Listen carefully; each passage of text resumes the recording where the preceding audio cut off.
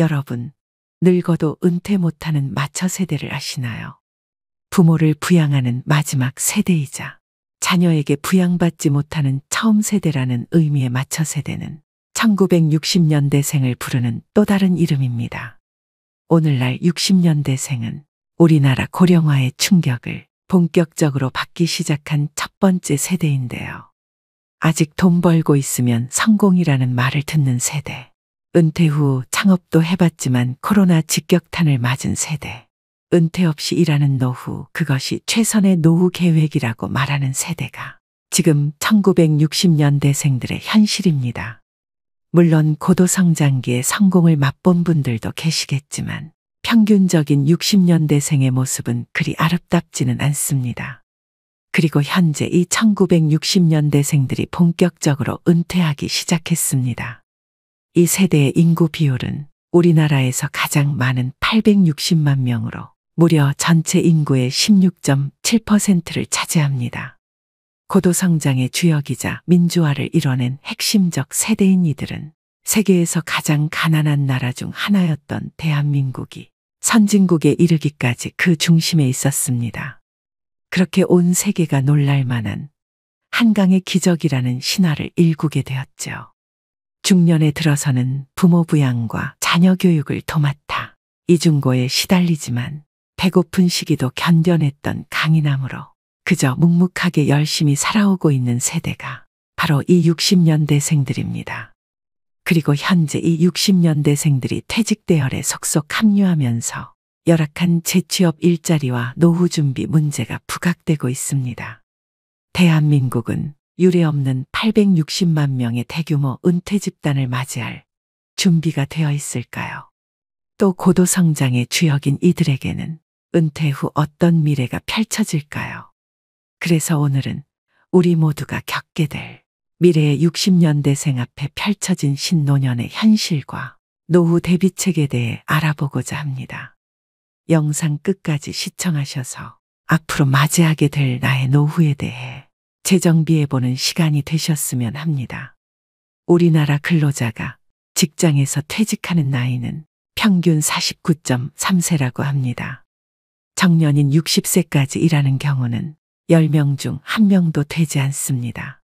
본인의 선택에 의한 것이든 아니든 60세의 정년퇴직을 누릴 수 있는 경우는 극소수입니다.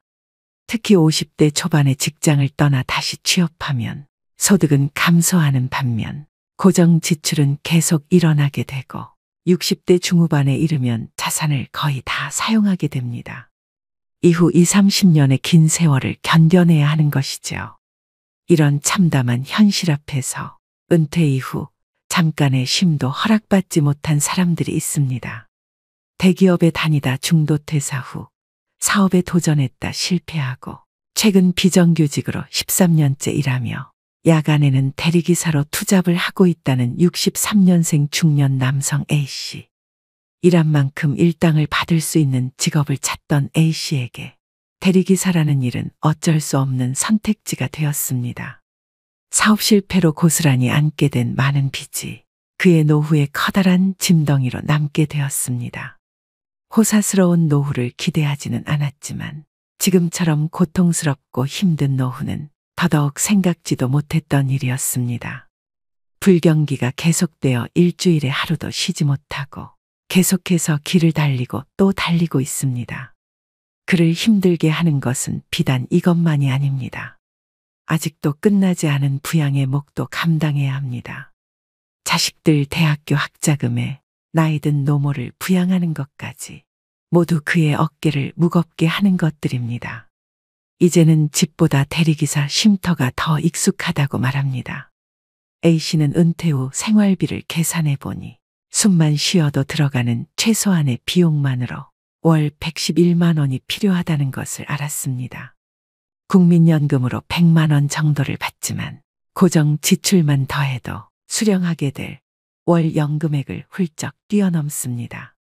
정규직으로 근무하다 오랫동안 비정규직으로 일하며 연금 낼 여유조차 없었던 순간들 때문에 노후의 혜택이 줄어든 결과입니다.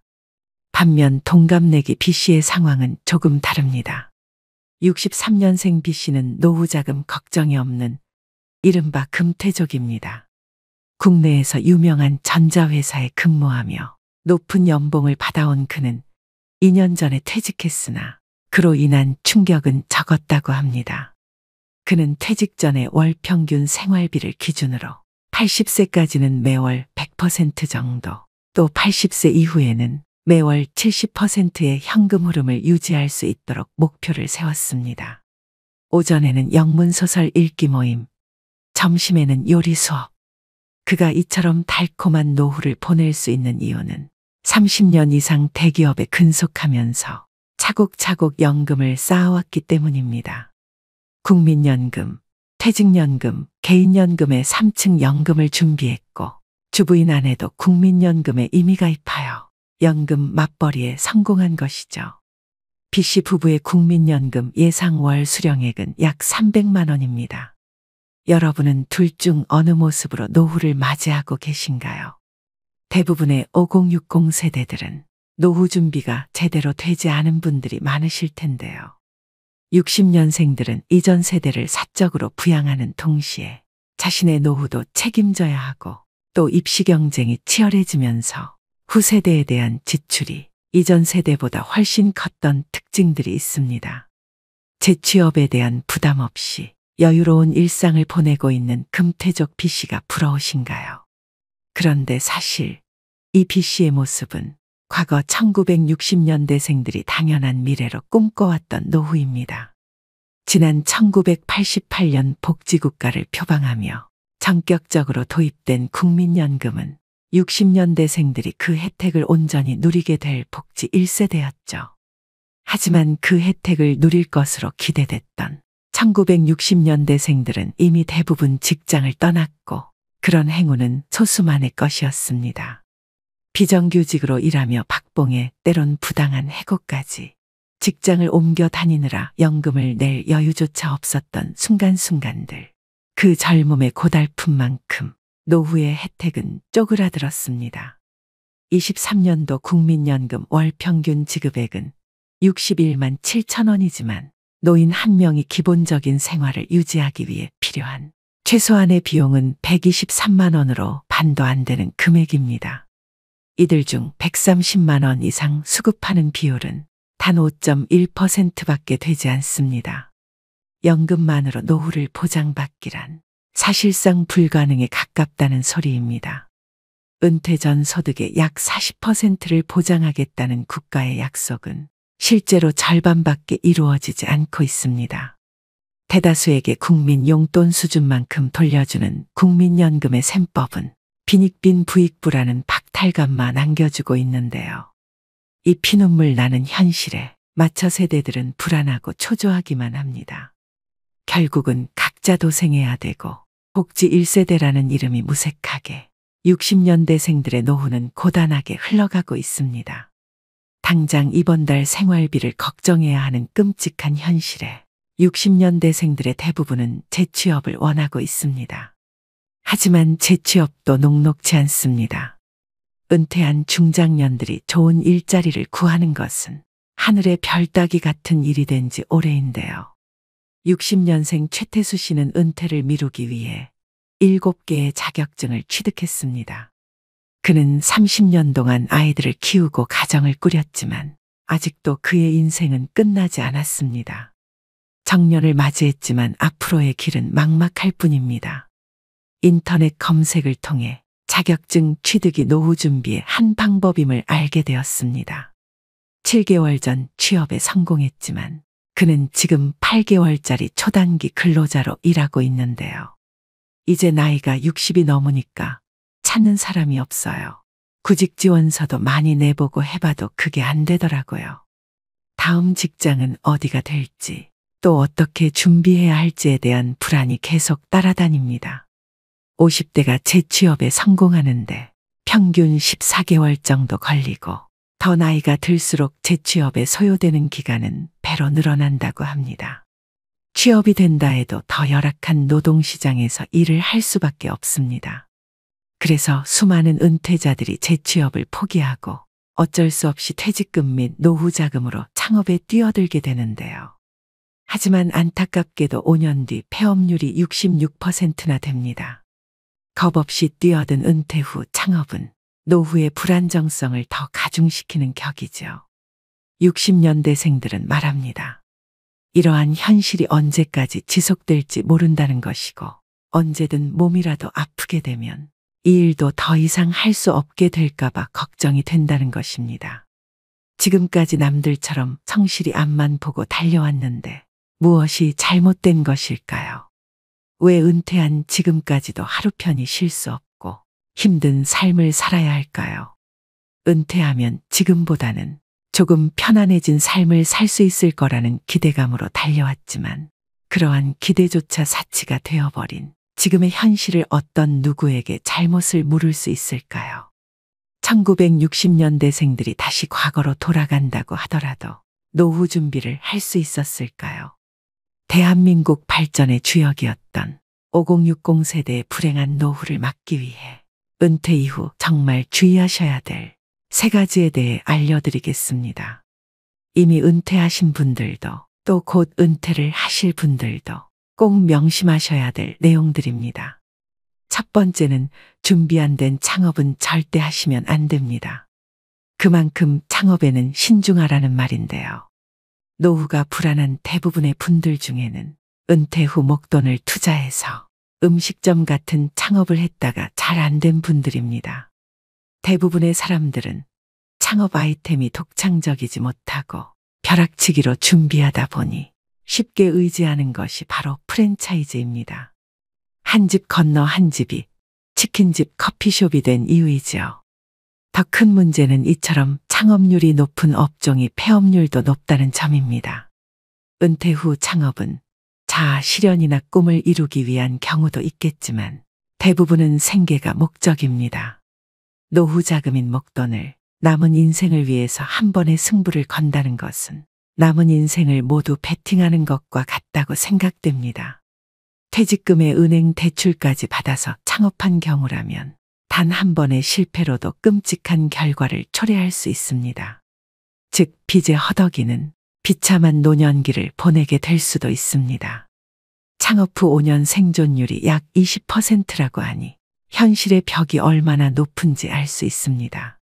또한 최근 4년 새 자영업자는 늘어난 데 반해 월 평균 소득은 160만 원까지 추락했다고 합니다. 잘 되는 것처럼 보이는 가게도 하루 종일 손님으로 북적대는 것이 아니기 때문에 실제로는 많이 벌지 못하는 곳이 많은데요.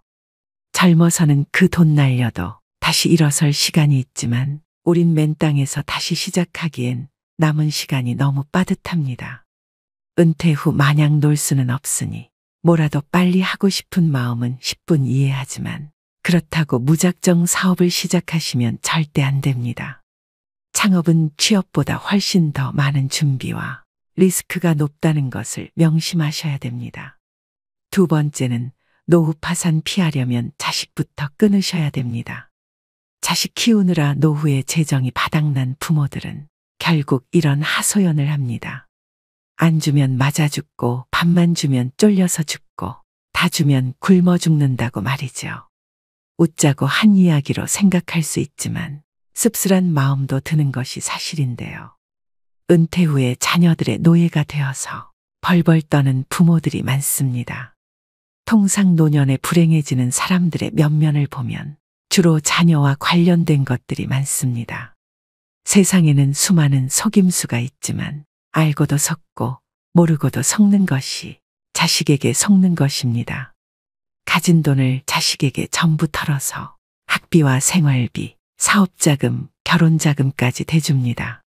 그나마 재산이 넉넉해서 이런 지원을 하고도 부모의 노후가 문제없다면 다행이지만 이럴 경우 대다수는 자녀 지원 때문에 부모의 노후가 위협받는 상황에 이르게 됩니다. 사랑과 희생으로 자녀에게 올인하면 내 노후는 자식이 챙겨주겠지 하고 기대하는 분들도 계실 거라고 생각합니다. 정말 어리석은 생각입니다. 주변만 둘러봐도 자식에게 다 퍼주고 늙은 부모들은 쪽방에서 가난한 노후를 맞이하게 되는 경우가 많습니다. 자녀 리스크라고도 하죠. 제대로 자립하지 못한 자식대로 자식을 제대로 자립시키지 못한 부모대로 노후의 대가를 무겁게 받는 것입니다. 자식들은 부모가 도와줄 땐 당연시 여기지만 부모가 좀 도와달라고 하면 얼굴 표정이 달라집니다. 부모는 10자식도 키울 수 있지만 자식은 한 부모도 건사하기 힘들다는 말이 있습니다. 자녀들에게 노후에 의지하지 않기 위해서라도 여력이 있을 때 자녀가 아닌 나의 인생을 위해 노후 준비를 하셔야 됩니다. 지금부터라도 늦지 않았습니다. 자녀를 위해서라도 금전적인 지원을 끊으시고 경제적으로 자립할 수 있게 도우셔야 됩니다. 내 노후 준비에만 집중하셔야 됩니다. 세 번째는 금융 공부를 미리 해두시는 게 좋겠습니다.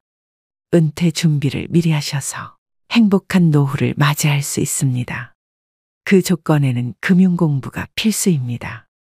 모두 돈을 버는 데만 몰두할 뿐 돈을 모으고 지키는 데는 관심이 없습니다. 또 한국인에게 인생을 살아가는데 중요한 금융교육은 매우 결여되어 있는 게 현실입니다. 즉 우리나라는 열심히 살아도 가난을 면하기 어려운 나라임에는 틀림없습니다. 무척 억울하지 않나요?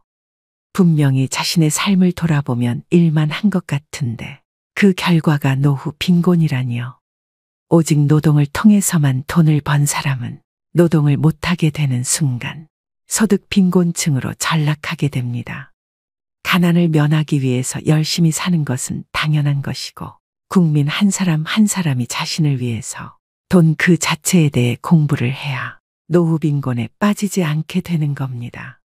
국민연금은 최소한의 생활비를 보장해주지만 노후를 준비하는 데는 한계가 있습니다.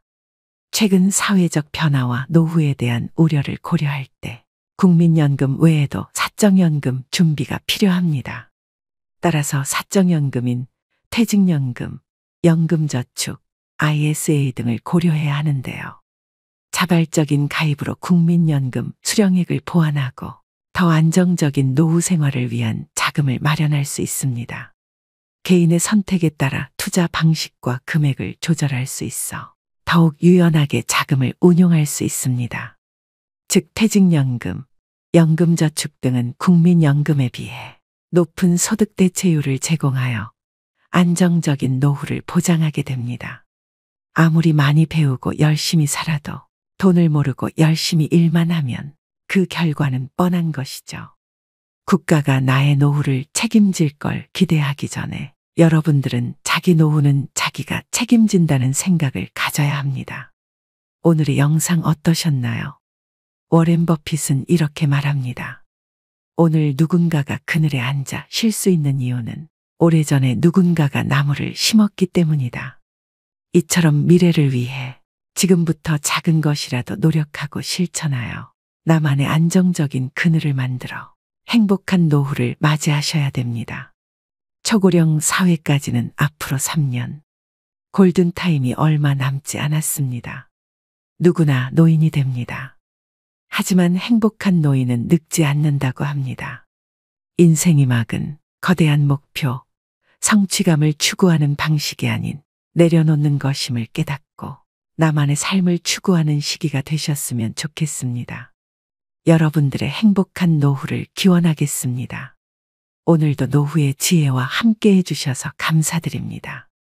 황금빛으로 무르익어가는 여러분의 지혜로운 인생을 언제나 응원합니다.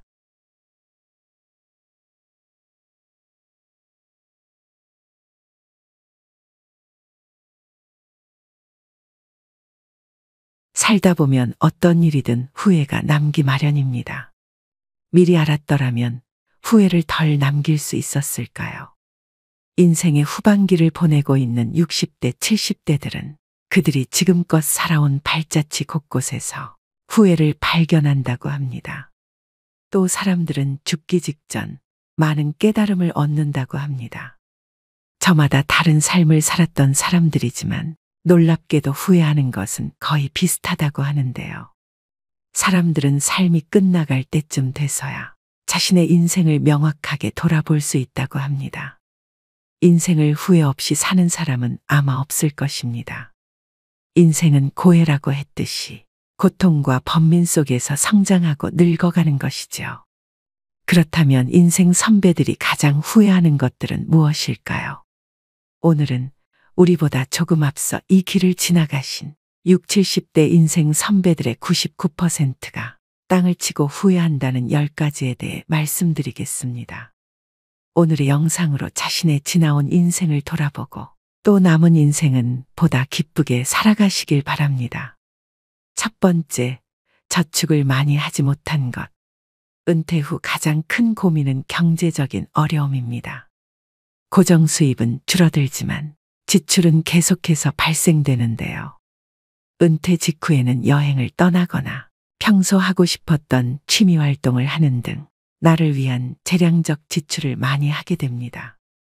그 이후 70세가 넘어가기 시작하고 건강이 나빠지면서 간병이 필요한 시기가 되면 지출은 급격히 늘어나게 됩니다.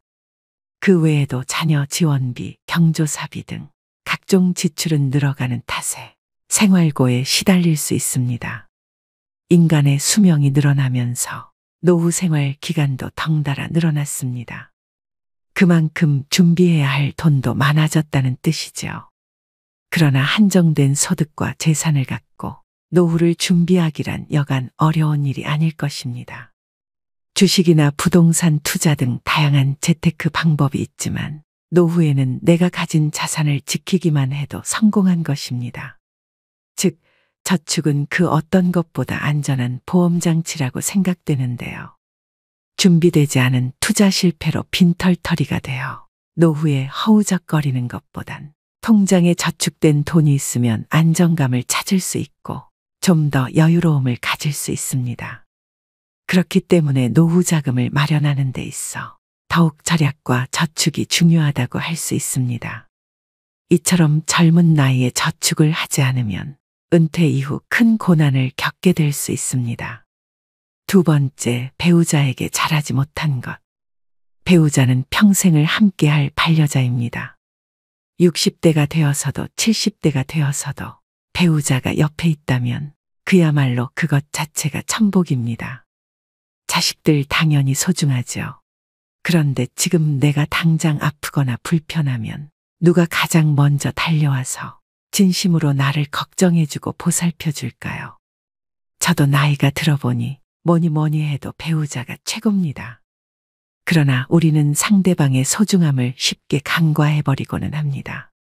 나이가 들수록 곁에는 서로만 남게 되며 자식도 다 부질없습니다. 요즘 황혼이혼도 많이 늘어나는 추세라고 하는데요. 그까짓 이혼 하자면 못할 줄 알고 이런 생각은 오산입니다. 노년의 이혼은 젊은 시절의 이혼과는 차원이 다릅니다. 나이가 들수록 사람에게는 배우자와 가족이 소중해지죠. 배우자는 같이 늙어갈 유일한 동반자요.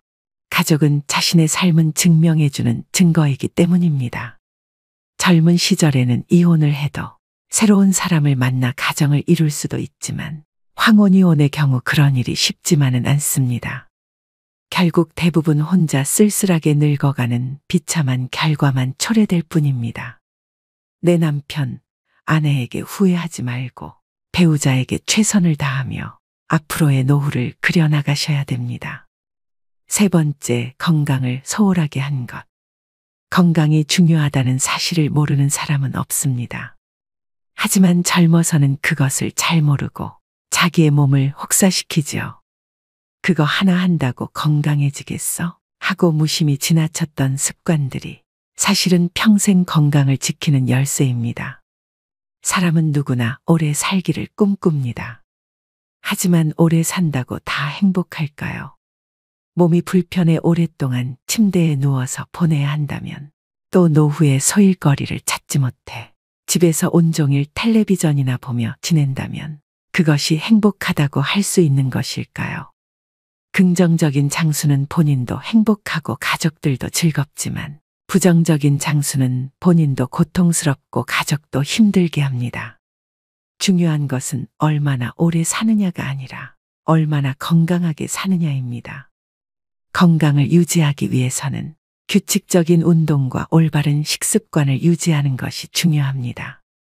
많은 종류의 영양소를 저염식으로 골고루 섭취하세요. 영양 과잉과 결핍이 되지 않도록 철저한 관리가 필요합니다. 그 중에서도 특히 치아 관리를 잘 하셔야 합니다. 치아는 하루아침에 좋아지지 않기 때문입니다. 건강한 삶은 노후에 대비하는 가장 좋은 방법입니다. 오래 사는 것이 기본인 시대에 우리는 유병장수보다는 무병장수의 목표를 가지셔야 됩니다. 네 번째, 노년을 함께 할 친구를 못 만든 것. 배우자 다음으로 친구가 가장 큰 자산입니다. 보통 성인이 되어 직장 생활을 하고 가정을 꾸리다 보면 친구들과의 연락이 뜸해집니다. 하지만 친구들은 가족과는 또 다른 마음을 주고 받을 수 있는 소중한 존재라는 것을 알아야 합니다. 취미 생활을 공유할 수 있는 친구, 자신의 속 얘기를 가감없이 털어놓을 수 있는 친구가 있다면 늙어서도 외롭지 않고 인생이 풍요로워집니다. 사람들은 임종 직전에야 오랜 친구의 소중함을 깨닫곤 합니다. 하지만 그때는 친구들의 연락처도 수소문할 수 없는 경우가 많은데요. 오라는 친구가 있고 만나자는 친구가 있다는 것은 분명 큰 행복입니다. 오랜 친구 중에서 마음 맞는 친구가 없다면 취미나 봉사활동, 모임 등을 통해서 새로운 친구를 사귀는 방법도 좋습니다. 아무리 바빠도 노년에는 소중한 친구들에게 가끔 안부도 묻고 함께 시간도 보내며 교류를 이어나가는 것이 중요합니다. 자식들은 출가해서 가정 이루고 나면 바쁘다고 얼굴도 잘 안 보여줍니다. 평생을 함께 할 친구가 없다면 노년은 무척 외롭고 쓸쓸하다는 것을 명심하셔야 됩니다. 다섯 번째, 평생 할 수 있는 취미를 만들지 못한 것. 다양한 취미 활동을 즐기는 것은 젊은 세대의 전유물이 아닙니다. 나이 들어도 취미 활동을 꾸준히 유지하는 것이 중요합니다. 취미라고 하면 거창하다고 생각해서 지레 겁부터 드시고 도전조차 안 하시는 분들이 많습니다. 등산과 가벼운 산책, 음악 감상, 독서 등과 같이 돈이 필요하지 않은 취미들도 많습니다. 한 연구에 따르면 60세 이상 사람들 중 취미가 있는 사람은 우울증 증상이 적고 행복감 건강하다는 느낌, 삶의 만족도가 높다고 합니다. 말년의 삶의 만족도는 취미 활동과 가장 밀접하게 연관되어 있었는데요. 또 다양한 취미 활동은 치매 예방에도 매우 도움이 됩니다. 건국대병원 치매클리닉 한설의 교수는 늦었다고 생각할 때가 가장 빠른 것, 뇌를 자극하는 두뇌 훈련을 당장 오늘부터 시작하라고 강조합니다. 특히 뇌는 단순한 것을 실증내므로 똑같은 패턴의 고스톱보다는 뇌가 적정한 수준의 자극을 받을 정도의 그림 그리기 그리고 파크골프, 사교 댄스 등을 추천한다고 합니다. 취미 생활이 건강에도 도움이 된다고 하니 치매 예방을 위해 지금부터 손과 머리를 자주 사용해 보시길 꼭 권해드립니다. 여섯 번째, 배움을 멈춘 것. 나이가 드니 기억력도 나빠지고 머리도 안 돌아가. 복잡한 건 질색이야. 이 나이가 돼서 내가 머리 굴리며 살아야겠어. 주변에서 나이 드신 분들이 이런 소리를 하는 것을 많이 들어보셨을 겁니다. 그분들의 말대로라면 나이가 들면 머리가 나빠지는 게 당연하고 괜히 골치 아픈 생각 같은 건 안 하고 사는 것이 상책인 듯합니다. 하지만 나이가 무색하게 학구열에 불타 노학을 즐기시는 분들도 많은데요.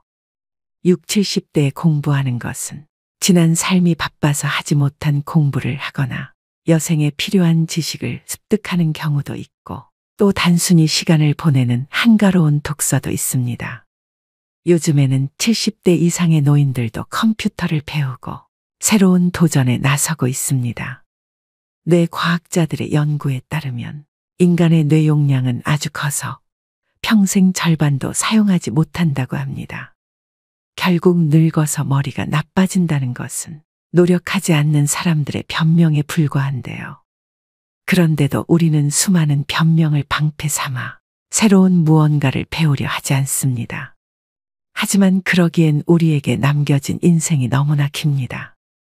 은퇴 후 30년 이상의 세월을 더 살아야 하는데 그동안 아무것도 공부하지 않는다면 다른 사람보다 뒤처진 인생을 살 수밖에 없습니다.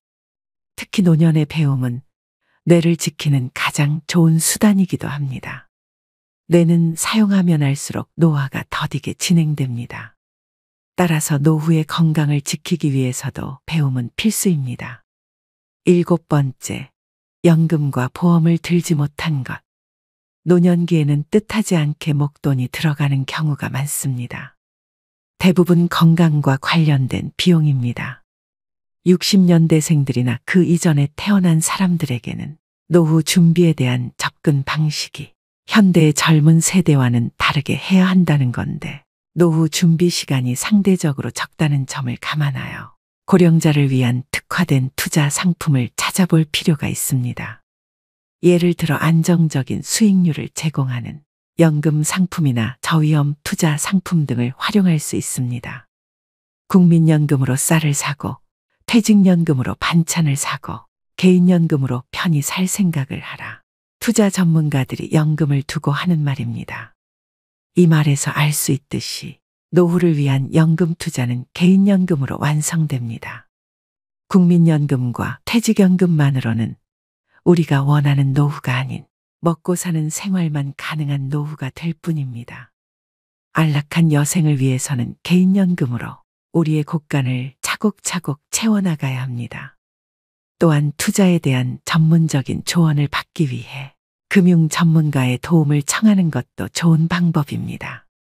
노후 준비는 재무적인 준비뿐만 아니라 건강 상태를 유지하는 것도 중요합니다.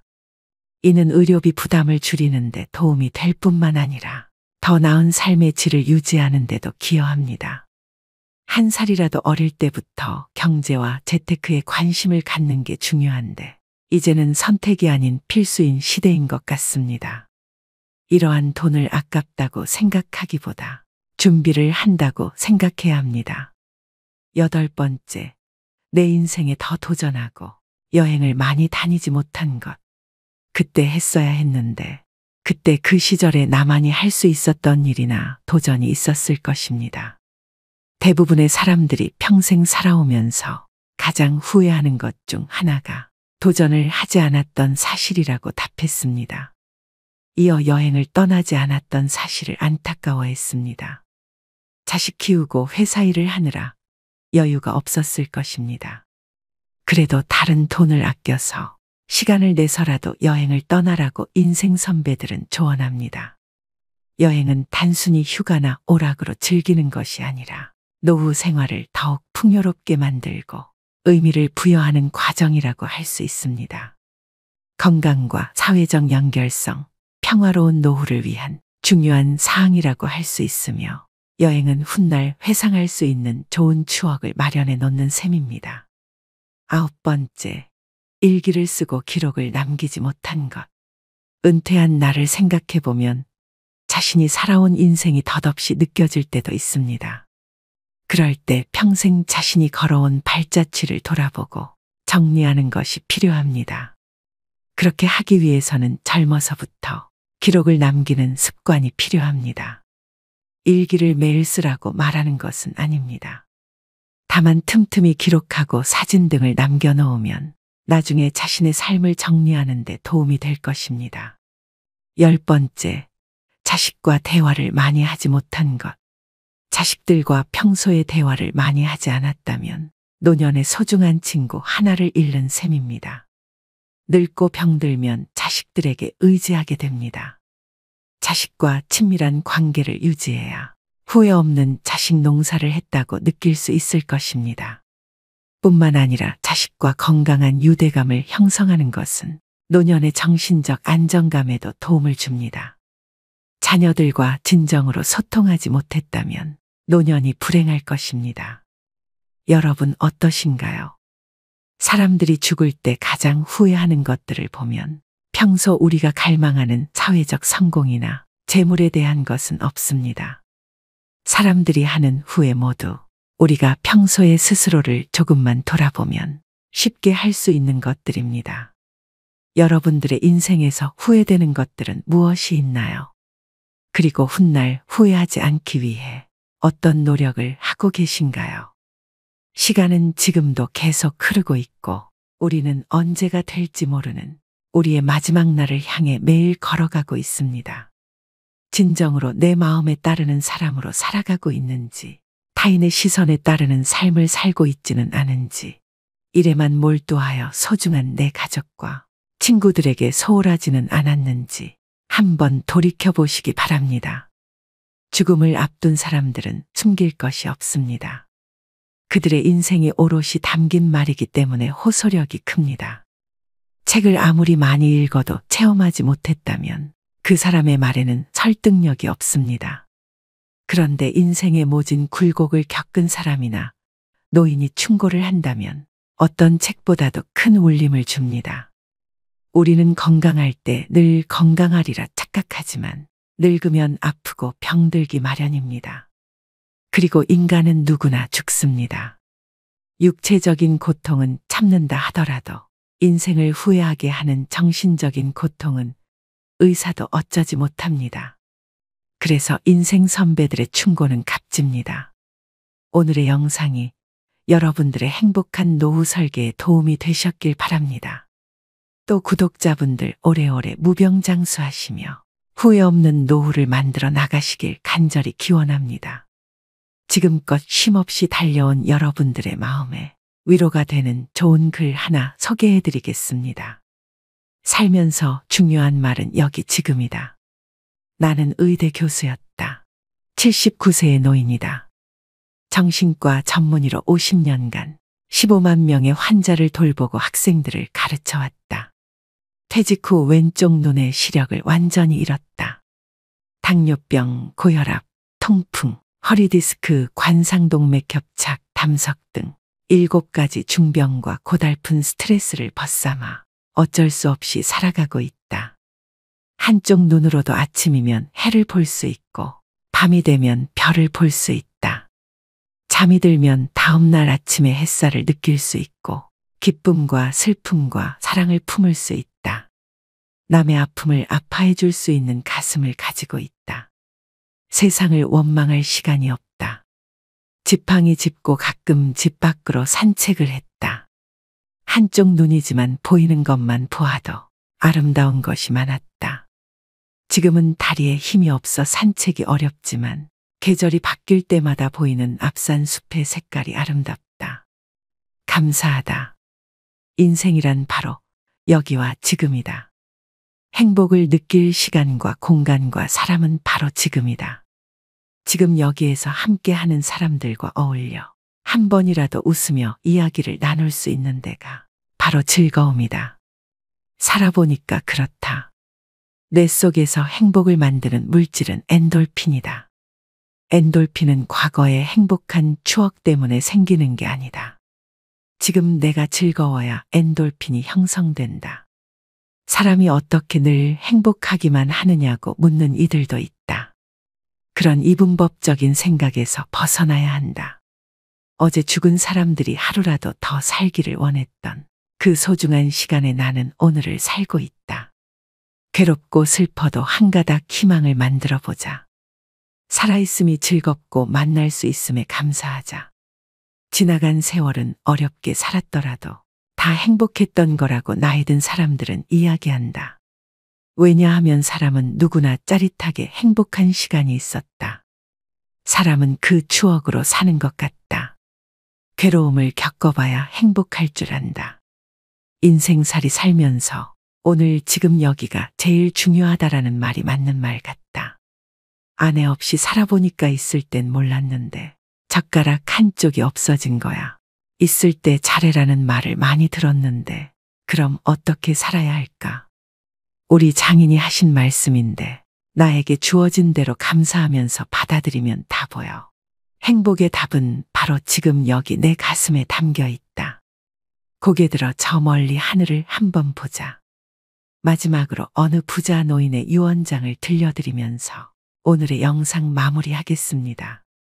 죽음의 문턱에서 갖는 후회들 그리고 고마움들에 대해 생각해 보시는 시간이 되셨으면 합니다. 나의 편지를 읽게 될 소중한 지인들에게 바쁜 하루를 보내고 있다는 것을 압니다. 하지만 아무리 바빠도 밥은 꼭 챙겨 드세요. 여기까지 와보니 알겠습니다. 비싼 돈으로 산 핸드폰의 70%의 성능은 사용하지도 않았고, 내 값비싼 차의 70%의 성능은 필요 없는 것이었고, 호화로운 우리 집도 70%의 공간은 비어 있는 것이나 마찬가지였으며, 옷과 일용품들 70% 또한 지극히 필요가 없는 것이었습니다. 살아보니 인생은 경기장과 같더군요. 전반전은 학력, 지위, 권력 그리고 돈을 갖기 위해 애써 살아왔고 그런 것들이 높고 많으면 이기는 것인 줄 알았습니다. 하지만 후반전은 달랐습니다. 전반전의 승리를 위해 청춘을 바쳤던 하나밖에 없는 몸은 혈압, 당뇨, 혈당, 요산을 낮추기에 후반전은 급급했답니다. 전반전은 나보다 높은 감독의 명령을 따라야 했고 후반전은 나의 명주를 잡고 있는 의사의 명령을 따라야 했습니다. 이제야 알겠더군요. 전반전에서 높이 쌓았던 모든 것들이 잘못하면 후반전에서 누릴 수가 없다는 걸 말입니다. 하물며 경기도 중간에 쉬는 시간이 있거늘 나도 쉬어가며 갔어야 했던 것을 전반전에서 앞만 보고 정신없이 살았던 날들, 이제는 씁쓸한 추억으로 남았습니다. 나의 편지를 읽는 아직은 건강한 여러분들에게 딱히 아픈 곳이 없어도 잠자는 거 아까워하지 말고 음료수만 좋아하지 말고 물 많이 마시고 괴로운 일이 있어도 훌을 털어버리세요. 양보하고 베푸는 삶도 나쁘지 않으니 그리 한번 살아보시구려. 돈과 권력이 있어도 교만하지 말고 부유하지 못해도 사소한 것에 만족하며 필요하지 않아도 휴식할 줄을 알며 아무리 바빠도 움직이고 좀 걷고 또 운동하세요. 50만 원짜리 옷의 가치는 영수증이 증명해주고 1억 원짜리 자가용은 수표가 증명해주고 20억짜리 집은 집 문서가 증명해주는데 사람 가치는 뭐가 증명해주는지 알고 있으신가? 바로 건강한 몸이랍니다. 건강에 들이는 돈은 계산기로 두드리지 마세요. 건강할 때 있는 돈은 자산이라고 부르지만 아파서 병원에 누워 있으면 그때 가지고 있는 돈은 그저 유산일 뿐이라네.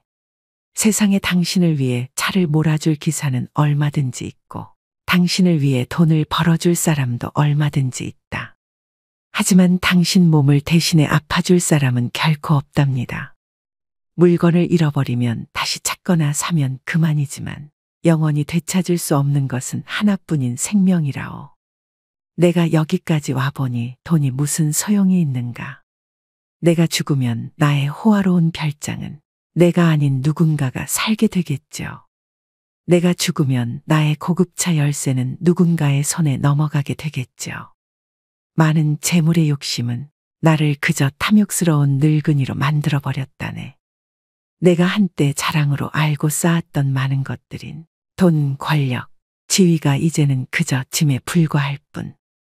그러니 전반전에 살고 있는 사람들아, 너무 애타게 살지들 마시고 후반전에서 살고 있는 사람들아, 아직 경기는 끝나지 않았으니 행복한 말년을 위해 지금부터라도 자신을 사랑하시라. 전반전에서 빛나는 승리를 거두었던 나는 후반전의 병마를 이기지 못하고 병원 특실에 이렇게 누워 죽을 날만 기다리고 있다. 아무리 시설이 좋은 특실이면 뭐해. 허름한 농촌 경로당보다 못하단 걸 알려주고 싶어요. 그래도 이 편지를 지인들에게 전할 수 있음에 따뜻한 기쁨을 느낀답니다. 바쁘게 세상 살아가는 그대들, 자신을 사랑하며 살아가기를. 힘없는 나는 이제 마음으로 그대들의 행운을 빌 뿐이라오. 누구보다 먼저 웃고 많이 웃는 행복한 나날들로 가득 채우시길. 오늘도 노후의 지혜와 함께 해주셔서 감사드립니다. 황금빛으로 무르익어가는 여러분의 지혜로운 인생을 언제나 응원합니다.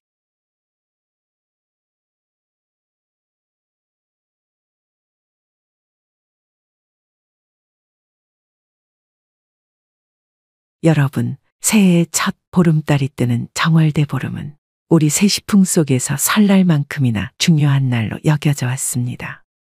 크고 가장 밝은 보름달을 보면서 한 해의 풍요를 빌고 무탈과 번영을 기원하는데요. 음력으로는 1월 15일이며 구정으로부터 보름이 지나는 오는 2월 24일이 올해의 정월대보름입니다. 그래서 오늘은 4일밖에 남지 않은 정월대보름에 꼭 해야 할 일과 절대 해서는 안 되는 일들을 알려드리겠습니다. 꼭 명심하셔서 한 해의 애군을 쫓고 가정의 안녕을 이루시는 정월대보름이 되시길 바랍니다. 우선 여러분이 꼭 알아야 할 것이 있습니다. 정월대보름이 어떤 날인지 또 어떤 의미를 갖고 있는지 아셔야 되는데요. 정월대보름을 대비하기 전에 이 점을 꼭 숙지하고 계셔야 복과 운이 여러분들께 쏟아질 것입니다. 정월대보름은 신라시대 때부터 시작된 것으로 알려져 있습니다. 삼국유사에 따르면 소지왕이 자신을 위험에서 구해준 까마귀를 위해 매년 음력 1월 15일에 찰밥으로 제사를 지낸 것이 지금까지 이어지고 있습니다. 정월 즉 1월의 보름날을 가리키는 말로 정월대보름이라 하며 한국의 전통 명절입니다. 설날이 지나고 처음 맞는 보름날로 예전부터 조상님들은 설날에서 대보름까지 성대하게 명절을 지냈다고 합니다. 정월대보름 전날에 잠을 자면 눈썹이 하얗게 된다고 해서 잠을 자지 않으려고 하기도 했죠. 당일 아침이 오면 귀발기술을 마시면서 부럼 깨기를 하고 오곡밥으로 식사를 하였습니다.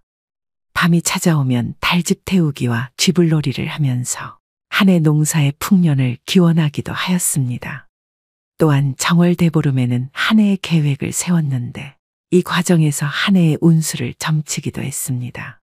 그만큼 한 해의 운과 복을 점치는 아주 중요한 날이고 이 날을 어떻게 보내느냐에 따라 남은 한 해가 결정된다고 해도 과언이 아닙니다.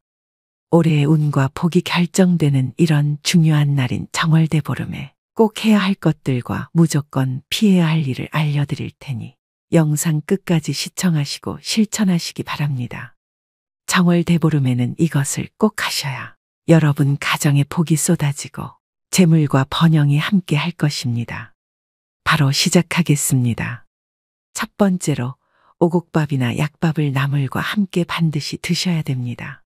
다른 음식들도 정말 많지만 밥 중에서도 영양이 풍부하고 복을 불러다 준다는 오곡밥을 드셔야 진정한 정월대보름의 기운을 받는 것입니다.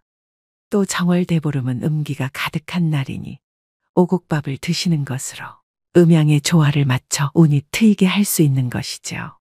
이는 한 해의 운이 강해지고 좋은 기운이 상승하는 데 도움을 줍니다. 또 나물을 먹는 것은 그 해의 모든 안 좋은 일을 내쫓고 온 가족이 무탈하게 지낼 수 있길 기원하는 음식입니다. 여름철에 말려두었던 무, 호박, 가지, 고사리 등을 삶아 무쳐서 먹으면 그 해의 더위도 쫓아낼 수 있다고 합니다. 조상님들은 오곡밥과 약밥을 사람들과 나누면서 풍요로운 한 해 농사와 행운을 기원하고 애군을 쫓았다고 합니다.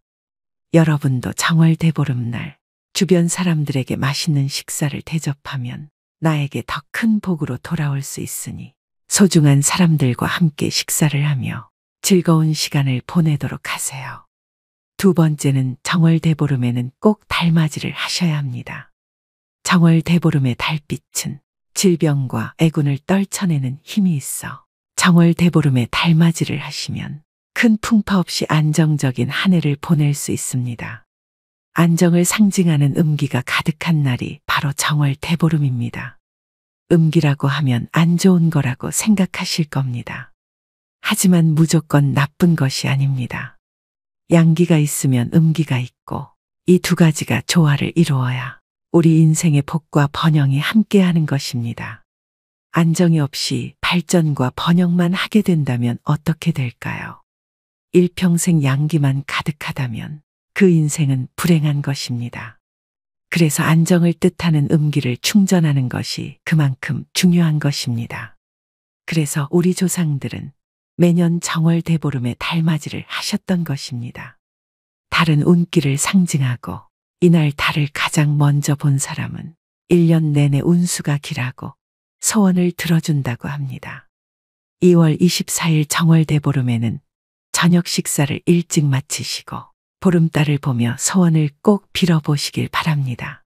그래야 2024년은 안정적인 한 해가 될 것입니다. 또한 빌고 싶은 소원을 댓글로 남겨주세요. 댓글로 남겨두면 선포의 효과가 나타나고 이는 곧 운의 상승 효과를 가져옵니다. 세 번째, 이날만큼은 부모님께 안부 인사를 반드시 전하는 것이 좋습니다. 정월대보름은 풍수학적으로 조상 덕을 얻는 날이므로 이날만큼은 부모님께 안부 인사를 반드시 전하는 것이 좋습니다. 복 중에서도 가장 큰 복인 조상복을 받고 싶으신 분들은 정월대보름 아침에 부모님께 전화라도 해서 인사를 전하시는 게 복을 짓는 일입니다.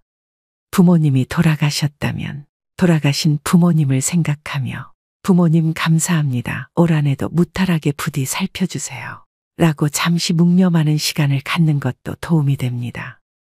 정월대보름은 음기가 가득한 날이라 나를 낳아주신 부모님께 덕을 쌓는 행위로 좋은 기운을 가득 담아야 하기 때문입니다.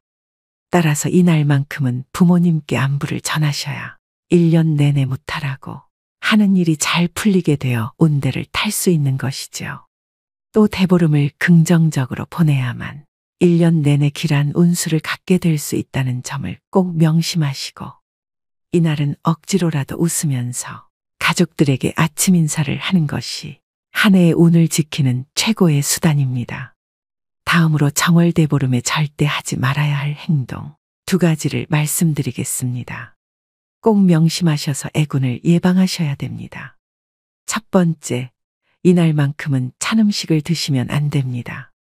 정월대보름에는 따뜻한 음식을 챙겨 드셔야 합니다. 찬 음식을 먹게 되면 한 해의 복이 달아날 수 있습니다. 여기서 차가운 음식이란 먹다 남긴 음식, 불량식품을 의미합니다. 냉장고에 있는 먹다 남긴 음식을 버리기 아까우시면 정월대보름 다음 날 드셔야 됩니다. 이날만큼은 따뜻한 국과 나물, 그리고 갓 지은 오곡밥을 함께 드시면 올 한 해 운수 대통할 것입니다.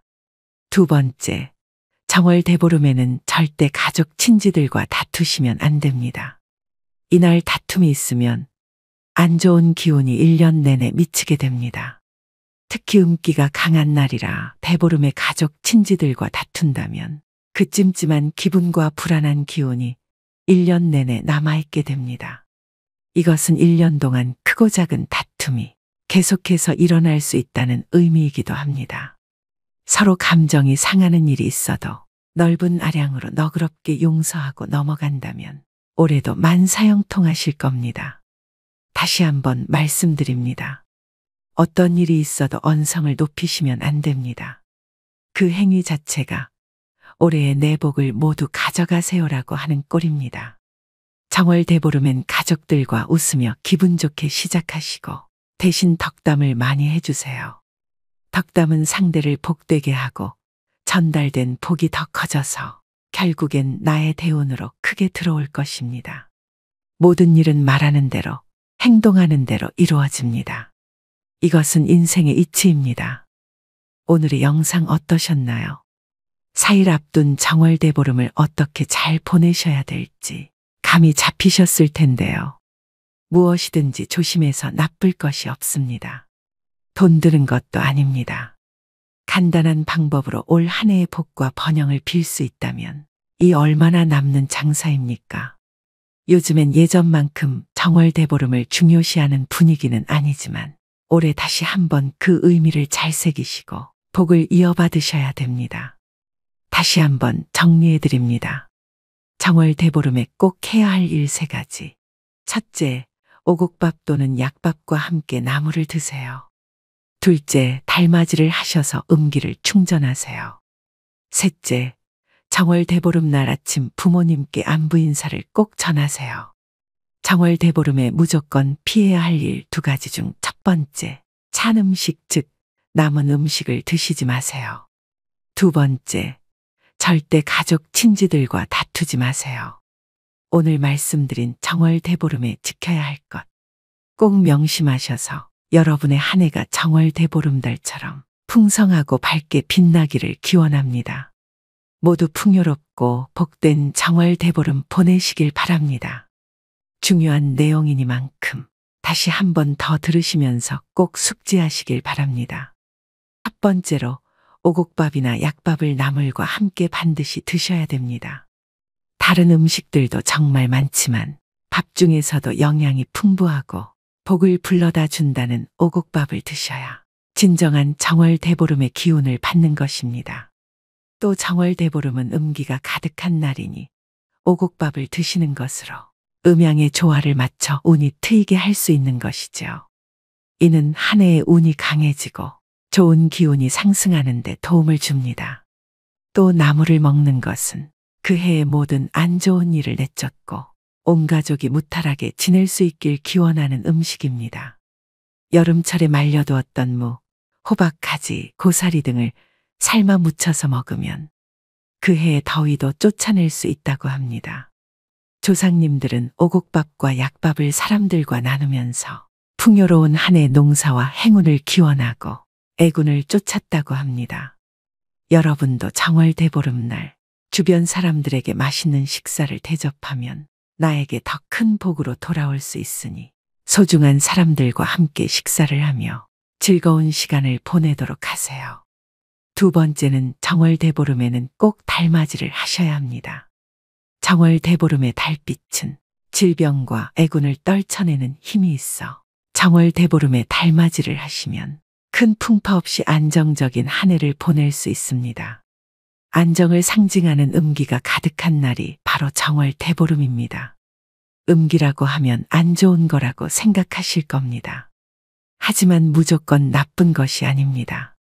양기가 있으면 음기가 있고 이 두 가지가 조화를 이루어야 우리 인생의 복과 번영이 함께하는 것입니다. 안정이 없이 발전과 번영만 하게 된다면 어떻게 될까요? 일평생 양기만 가득하다면 그 인생은 불행한 것입니다. 그래서 안정을 뜻하는 음기를 충전하는 것이 그만큼 중요한 것입니다. 그래서 우리 조상들은 매년 정월대보름에 달맞이를 하셨던 것입니다. 달은 운기를 상징하고 이날 달을 가장 먼저 본 사람은 1년 내내 운수가 길하고 소원을 들어준다고 합니다. 2월 24일 정월대보름에는 저녁 식사를 일찍 마치시고 보름달을 보며 소원을 꼭 빌어보시길 바랍니다. 그래야 2024년은 안정적인 한 해가 될 것입니다. 또한 빌고 싶은 소원을 댓글로 남겨주세요. 댓글로 남겨두면 선포의 효과가 나타나고 이는 곧 운의 상승 효과를 가져옵니다. 세 번째, 이날만큼은 부모님께 안부 인사를 반드시 전하는 것이 좋습니다. 정월대보름은 풍수학적으로 조상 덕을 얻는 날이므로 이날만큼은 부모님께 안부 인사를 반드시 전하는 것이 좋습니다. 복 중에서도 가장 큰 복인 조상복을 받고 싶으신 분들은 정월대보름 아침에 부모님께 전화라도 해서 인사를 전하시는 게 복을 짓는 일입니다. 부모님이 돌아가셨다면 돌아가신 부모님을 생각하며 부모님 감사합니다. 올 한해도 무탈하게 부디 살펴주세요. 라고 잠시 묵념하는 시간을 갖는 것도 도움이 됩니다. 정월대보름은 음기가 가득한 날이라 나를 낳아주신 부모님께 덕을 쌓는 행위로 좋은 기운을 가득 담아야 하기 때문입니다. 따라서 이날만큼은 부모님께 안부를 전하셔야 1년 내내 무탈하고 하는 일이 잘 풀리게 되어 운대를 탈 수 있는 것이죠. 또 대보름을 긍정적으로 보내야만 1년 내내 길한 운수를 갖게 될 수 있다는 점을 꼭 명심하시고 이날은 억지로라도 웃으면서 가족들에게 아침 인사를 하는 것이 한 해의 운을 지키는 최고의 수단입니다. 다음으로 정월대보름에 절대 하지 말아야 할 행동 두 가지를 말씀드리겠습니다. 꼭 명심하셔서 애군을 예방하셔야 됩니다. 첫 번째, 이날만큼은 찬 음식을 드시면 안 됩니다. 정월대보름에는 따뜻한 음식을 챙겨 드셔야 합니다. 찬 음식을 먹게 되면 한 해의 복이 달아날 수 있습니다. 여기서 차가운 음식이란 먹다 남긴 음식, 불량식품을 의미합니다. 냉장고에 있는 먹다 남긴 음식을 버리기 아까우시면 정월대보름 다음 날 드셔야 됩니다. 이날만큼은 따뜻한 국과 나물, 그리고 갓 지은 오곡밥을 함께 드시면 올 한 해 운수 대통할 것입니다. 두 번째, 정월 대보름에는 절대 가족 친지들과 다투시면 안 됩니다. 이날 다툼이 있으면 안 좋은 기운이 1년 내내 미치게 됩니다. 특히 음기가 강한 날이라 대보름에 가족 친지들과 다툰다면 그 찜찜한 기분과 불안한 기운이 1년 내내 남아있게 됩니다. 이것은 1년 동안 크고 작은 다툼이 계속해서 일어날 수 있다는 의미이기도 합니다. 서로 감정이 상하는 일이 있어도 넓은 아량으로 너그럽게 용서하고 넘어간다면 올해도 만사형통하실 겁니다. 다시 한번 말씀드립니다. 어떤 일이 있어도 언성을 높이시면 안 됩니다. 그 행위 자체가 올해의 내복을 모두 가져가세요라고 하는 꼴입니다. 정월 대보름엔 가족들과 웃으며 기분 좋게 시작하시고 대신 덕담을 많이 해주세요. 덕담은 상대를 복되게 하고 전달된 복이 더 커져서 결국엔 나의 대운으로 크게 들어올 것입니다. 모든 일은 말하는 대로, 행동하는 대로 이루어집니다. 이것은 인생의 이치입니다.